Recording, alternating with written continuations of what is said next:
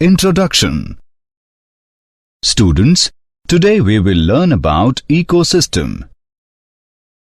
Okay, teacher. Anybody knows what is an ecosystem?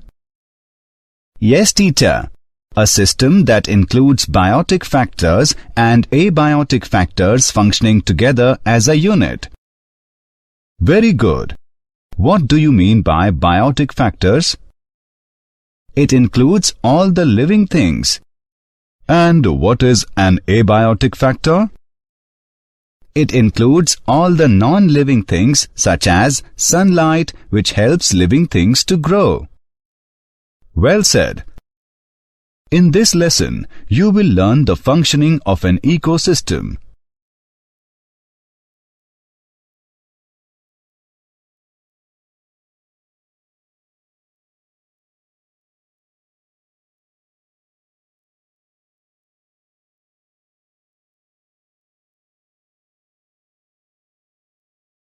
Objectives. At the end of this lesson, you will be able to describe structure and function of ecosystem, describe ecological pyramids, explain ecological succession, describe succession of plants, explain nutrient cycling, know ecosystem services.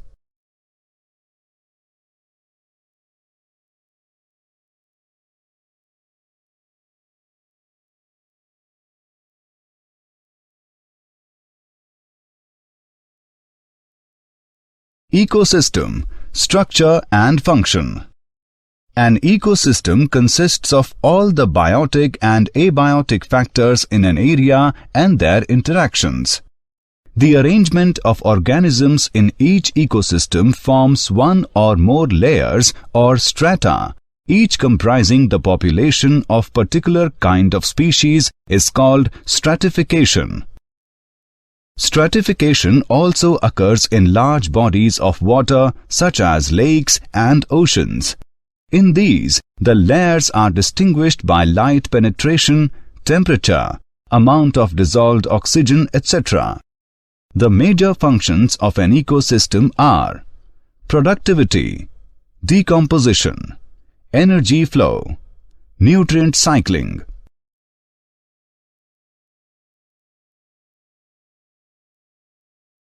Productivity. Primary productivity is the rate at which energy is converted by photosynthetic and chemosynthetic autotrophs to organic substances. It is expressed in terms of weight per gram square or energy kilocalorie per meter square. The rate of production of biomass is called productivity. It is expressed in per gram square per year. Productivity can be divided into gross primary productivity (GPP) and net primary productivity (NPP). The total amount of productivity in a region or system is gross primary productivity. A certain amount of organic material is used to sustain the life of producers and the remaining amount is net primary productivity (NPP). For example, a certain amount of GPP produced by a plant is utilized by the plant itself for respiration. NPP is equal to GPP minus energy lost in respiration. The rate of increase in the biomass of heterotrophs per unit time and area is called secondary productivity. Primary productivity depends upon the availability of nutrient and various environmental factors.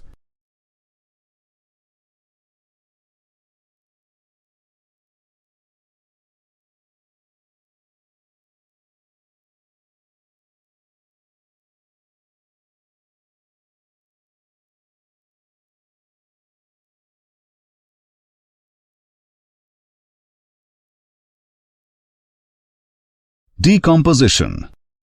Decomposition is the process in which the complex organic matter is broken down into simpler organic substances and ultimately into inorganic compounds. Detritus is the raw material for decomposition. Detrivores are those organisms which feed on the detritus and break it down into simpler compounds. There are following steps in decomposition. Fragmentation. It is the process of breaking down detritus into simpler compounds. Leaching.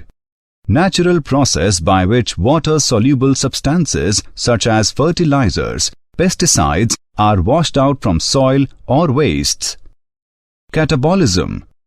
The enzymatic conversion of the detritus into simple organic compounds and then into inorganic compounds is called catabolism. The enzymes are secreted by the decomposers like bacteria and fungi.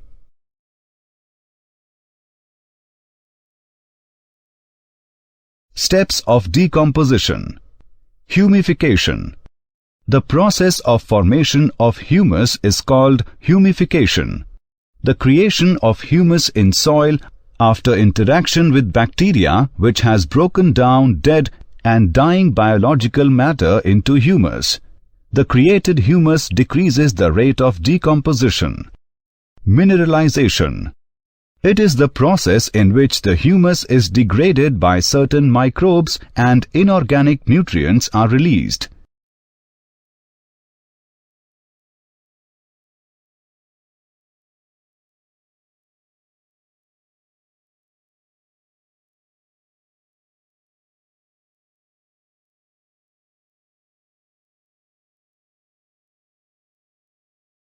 Energy flow. Producers are generally chlorophyll-bearing autotrophic organisms which prepare organic compounds from inorganic raw materials with the help of sunlight through the process of photosynthesis. The green plants are regarded as the producer in the ecosystem.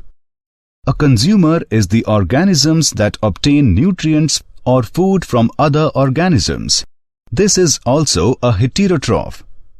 All the animals shown in the figure are consumers and so on. Consumers are of two types. They are herbivore and carnivore. Herbivore. Herbivores feed directly on plants. They are also called first-order consumers. For example, grasshopper, deer, etc. are some herbivores of a terrestrial ecosystem. Protozoans, mollusks, crustaceans, etc. are some herbivores of an aquatic ecosystem. Carnivore.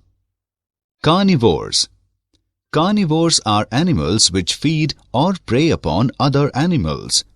The carnivores which feed upon herbivores are called primary carnivores or second-order consumers. For example, frog, birds, fox, cat, etc. The animals which feed upon the primary carnivores are called secondary carnivores or third-order consumers. For example, owl, peacock, tiger, lion, etc. Secondary consumers are preyed upon by some larger carnivores. They are called tertiary consumers and so on.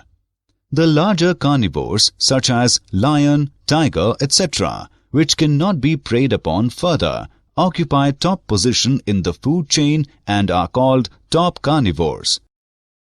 An animal which is able to consume both plants and animals are called omnivores. For example, human being. Decomposers are saprophytic microorganisms such as bacteria and fungi, which obtain their food from dead bodies of producers and consumers and their organic wastes. Decomposers are often called microconsumers because of their small size. The transfer of food energy from the source in plants through a series of organisms with repeated eating and being eaten is referred to as food chain. The grazing food chain always starts from green plants to tertiary consumer level, and green plant is the first organism to absorb solar energy. Whereas the detritus food chain starts from detrivores, in this food chain, bacteria and fungi are the first ones. The interconnection of food chains in an ecological community is called food web.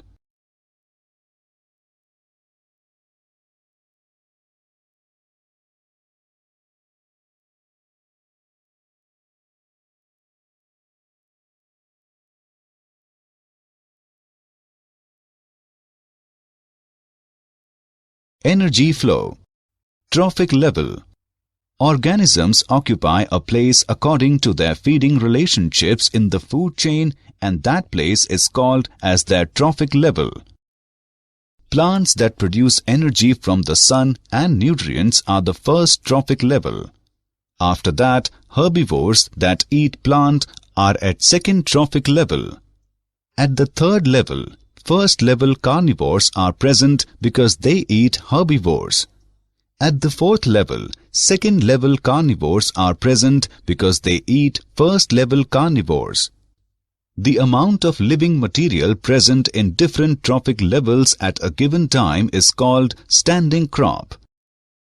The amount of energy flow decreases with successive trophic levels. Producers capture only a small fraction of solar energy, and the bulk of unutilized energy is dissipated mostly as heat. Part of energy captured in gross production of producers or gross primary production (GPP) is used for maintenance of their standing crop, respiration, and for providing food to herbivores. The unutilized net primary production (NPP) is ultimately converted to detritus, which serves as energy source to decomposers. The herbivores provide energy to the carnivores, and the unutilized energy is passed to the decomposers.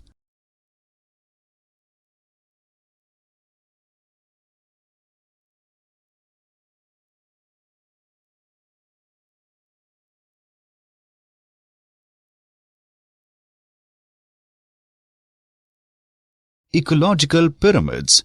Pyramid of number. Trophic structure may be shown graphically as ecological pyramids. There are three ecological pyramids. They are pyramid of number, pyramid of biomass, pyramid of energy. Pyramid of number. They show the relationship between producers, herbivores and carnivores at successive trophic levels in terms of their number. There will be a gradual decrease in the number of individuals from the lower to the higher trophic levels.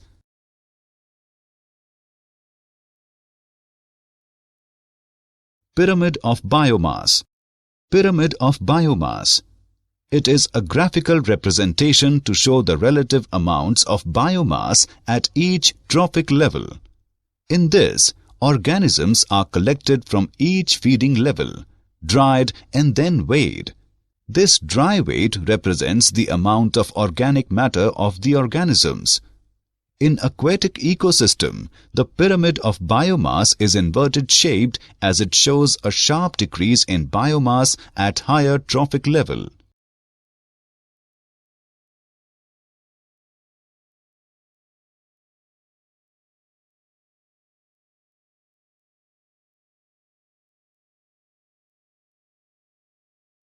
Pyramid of energy.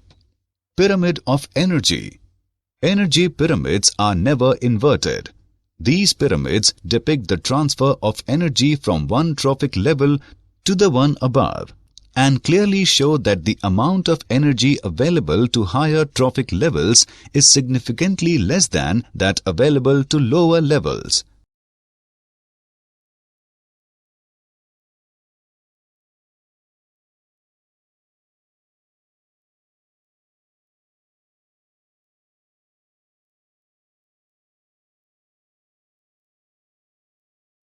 Ecological succession. The progressive replacement of one dominant type of species or community by another in an ecosystem until a stable climax community is established is called ecological succession. The entire sequence of ecological communities successively occupying an area from the initial stage to the climax is called SEAR. Characteristics of succession. It tends to progress from unstable biotic community to stable biotic community, that is, complete adjustment with the environment. Its seral stages are so regular and directional that an ecologist can often predict the sequence of future communities. In successive seral stages, there is tendency towards increase in species diversity, total biomass, niche specialization, and humus content of the soil. It tends to progress from simple food chains to complex food webs. The habitat tends to modify from aquatic or dry conditions to mesic conditions. Succession of plant and animal communities occurs side by side. However, plant succession is easily visible.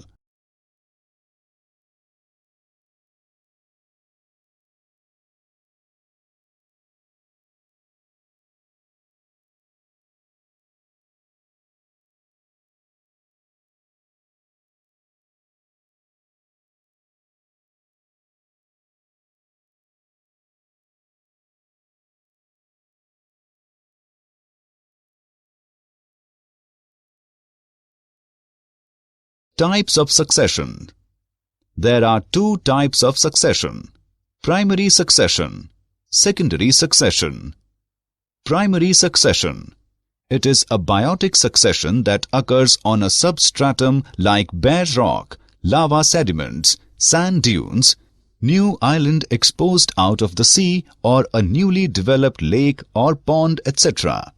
Such a substratum is quite hostile to first life or prior community. Under such conditions, only a few simple and hardy organisms survive. The sequence of succession stages of a primary succession is called Pricer. Primary succession following glacial retreat. 1. Bare rock left after the retreat of glacier. 2. In time, mosses and lichen start to colonize the rock. As they die, organic matter is added to weathered rock particles, making simple soils. 3.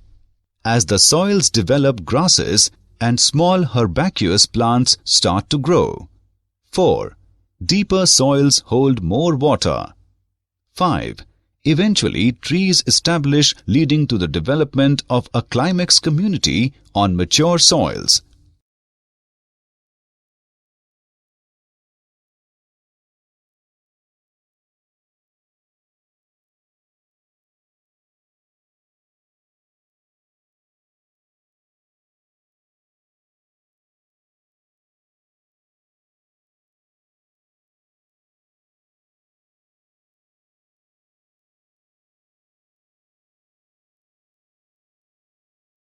Secondary succession. Secondary succession. It is a biotic succession that occur in an area which have become bare due to destruction of previously existing biotic community by fire, drought, landslide, earthquake, etc., leaving a few organisms and considerable amount of organic matter. The remaining species, along with some new ones which invade in the area, regenerate a new community. The community undergoes seral changes and ultimately gives rise to a climatic climax community. The sequence of succession stages of secondary succession is called subSEAR.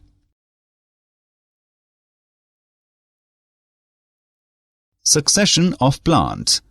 There are 7 stages in succession of plants. Plankton stage. The spores of planktons reach to a newly formed water body through wind or animals. The planktonic stage mainly includes minute autotrophic organisms such as green flagellates, diatoms, and cyanobacteria. These are called phytoplanktons.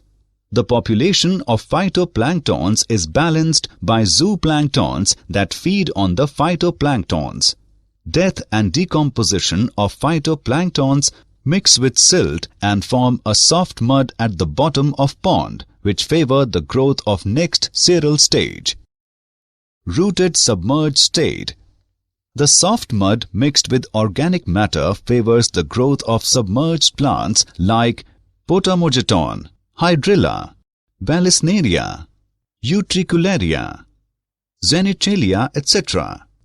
They are rooted in the mud and fill the water.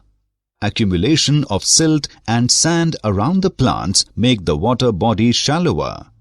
Death and decay of submerged plants enrich the newly formed soil with humus. This makes the area less fit for the submerged plants and more suitable for the next seral stage. Floating stage. The area is invaded by the species of floating-leaved anchored plants like Nymphea, Nelumbo, etc. These plants make the water rich in mineral and organic matter. Some free-floating species like Azolla, Lemna, Wolfia, Pistia, Spirodella, Eichhornia, etc. also appear there. Rapid growth of floating stage further builds up the bottom and makes the water shallower on the periphery. Reed swamp stage.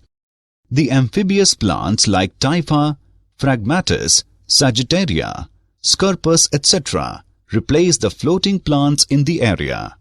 These plants produce abundant amount of organic matter and transpire huge amount of water. These plants build up shore by setting down sedimentary material and humus. The substratum now changes to a marshy soil. Marsh meadow stage. The marshy shore of the water body is invaded by Carex, Cyperus, Juncus, etc.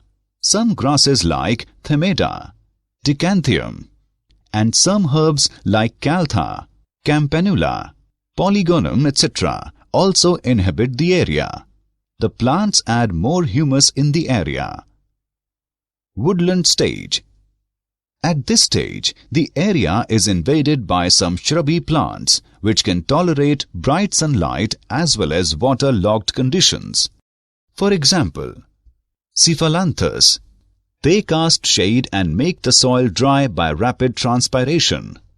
Some trees capable of tolerating sunlight and water logging such as Populus, Alnus, etc. also invade the area.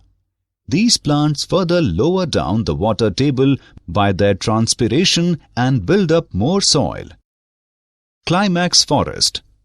The previous occupants disappear and give place to more shade-tolerant and mesophytic species. Thus, the area once under deep water becomes finally transformed into a forest. It should be remembered that the nature of the climax community will depend upon the climate. A forest community will develop only if the climate is moist. In dry climate, the climax community may be grassland or some other xeric community.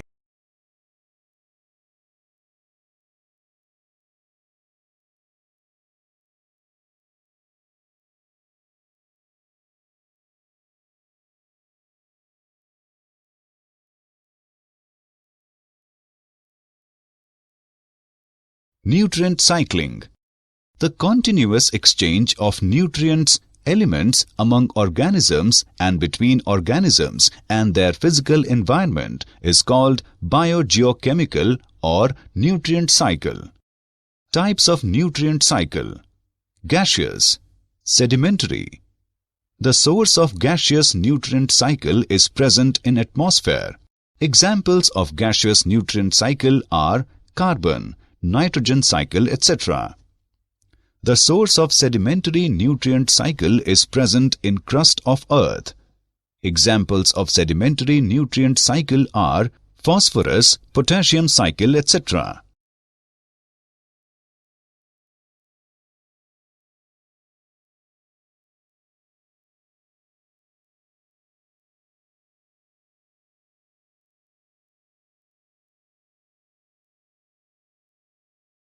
Ecosystem. Carbon cycle. All living things are made of carbon. Carbon is also a part of the ocean, air, and even rocks.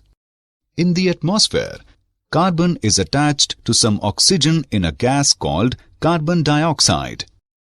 Plants use carbon dioxide and sunlight to make their own food and grow.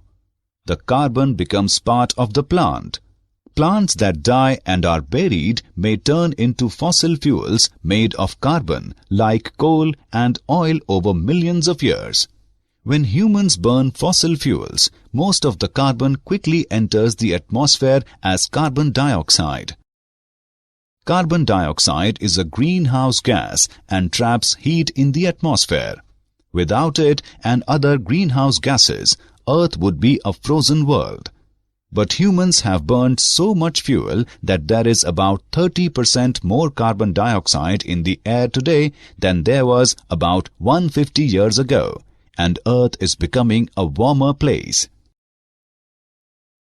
Ecosystem, phosphorus cycle. The phosphorus cycle is a sedimentary cycle. The atmosphere is not a reservoir for phosphorus, nor does microorganisms fix phosphorus as they do nitrogen. Phosphorus enters the biosphere almost entirely from the soil through absorption by plant roots. Weathering of rocks contain phosphate materials, chiefly apatite Ca5PO4 3OH, results in the relatively small pool of inorganic phosphorus available for organismal use. In most soils, the major amount of phosphorus absorbed by plants comes from organic molecules that undergo decomposition, releasing phosphorus in plant-available inorganic forms. The release of organically bound nutrients to plant-available forms is termed mineralization. Phosphorus is used by organisms in energy transfers as a component of nucleic acids and as a structural element of membranes.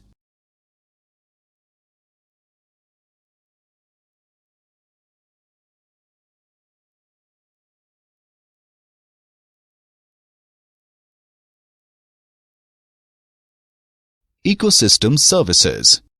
Ecosystem provides following services: maintenance of gaseous composition of the atmosphere, climate control by forests and oceanic systems, natural pest control, formation and protection of soil, conservation and purification of water, nutrient cycling, etc.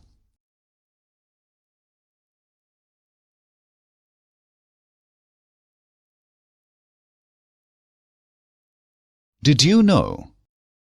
In 1935, Arthur Transley, the British ecologist, coined the term ecosystem.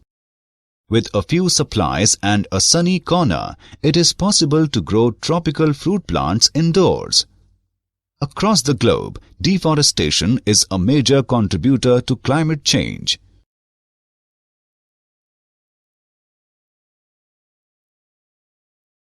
Summary.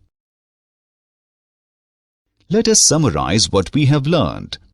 An ecosystem consists of all the biotic and abiotic factors in an area and their interactions. The rate of production of biomass is called productivity. A certain amount of organic material is used to sustain the life of producers, and the remaining amount is net primary productivity.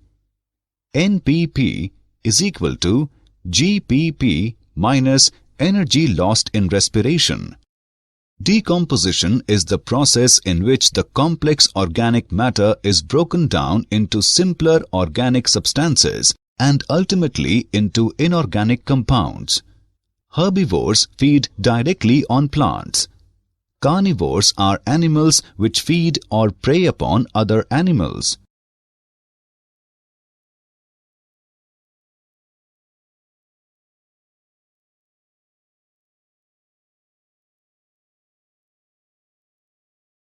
An animal which is able to consume both plants and animals are called omnivores, for example, human being.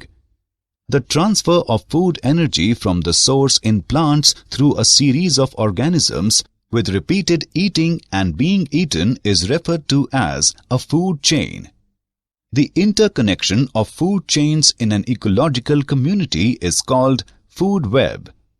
Organisms occupy a place according to their feeding relationships in the food chain, and that place is called as their trophic level.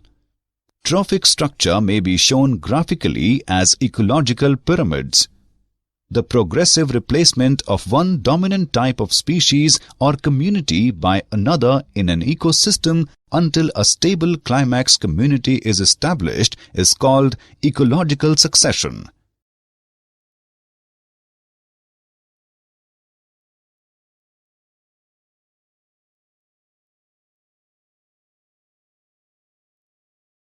There are 7 stages in succession of plants: plankton stage, rooted submerged stage, floating stage, reed swamp stage, marsh meadow stage, woodland stage, climax forest.